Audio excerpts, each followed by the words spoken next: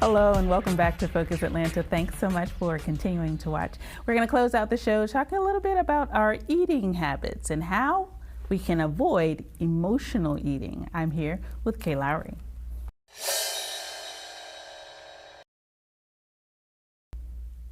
Thank you for having me, Keisha. Absolutely. I think that we all battle emotional eating, whether we realize it or not. Some of us eat, things that are worse for our bodies when it's, time to pick up that food. Others of us, kind of eat the same things we normally eat. We don't go too far off the range in terms of sweets or salty food, but all of us do it. What can we do? Well, that is the question that I've worked on first for myself and then now with really hundreds of people.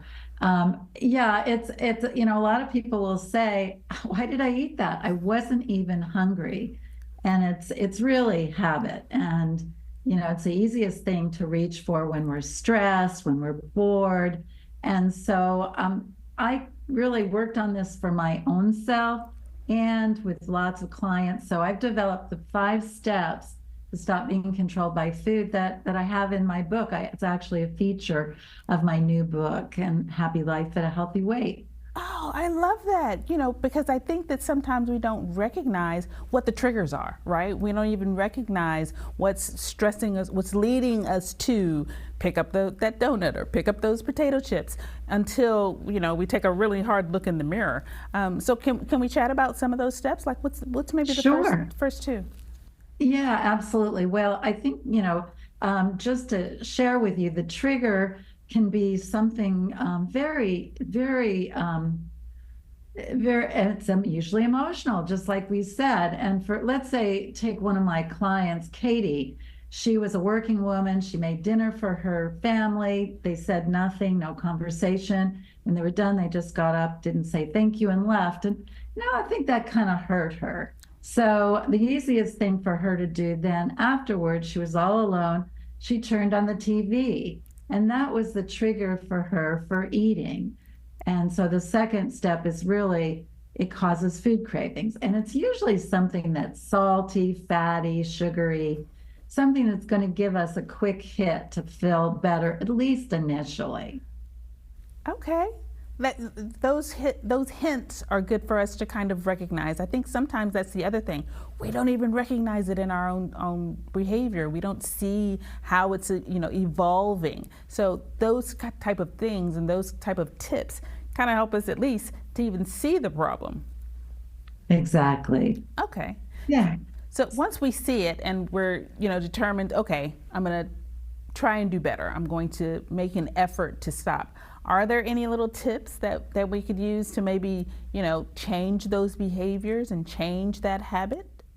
Yeah, absolutely. And going through the rest of the 5 steps is the way I show people in the book. And the first is to pause and slow down because what's happening is we're going into fight or flight and automatic pilot. And we need to find a way to stop that. And an easy way is to ask yourself a couple of questions, like Katie did. Am I hungry? No. And is it worth it? So for Katie, she was having 3 or 4 beers, a bag of chips, and a bowl of ice cream. And so, she was going to start getting bloated and probably hungover. So was it worth it to do that and feel that way? Probably not. And then going along with that, the fourth really important step is what am I feeling? What is it that I really want? And for Katie, she was feeling lonely, and what she wanted was connection. And so the last step is what are your options? For Katie, it was her best option was to call her sister, but she could also go for a walk with a neighbor or just walk down the hall and talk to her daughter. So it's pretty simple, but you can't do this while you have a bowl of ice cream in one hand and a spoon in the other, and you're just about to start eating. It needs to be done beforehand and then practiced in the moment. And so that's what I do with my clients and what I did with Katie. And she was able to master this like so many of my clients have. And so that's why I put it in the book. I lay it out with an example and with some questions. So the readers and people in your audience can do this for themselves. Oh, I love that. Thank you so much for taking the time to come on the show and help us. We have the book there and the website. We appreciate your time. It was good to meet you.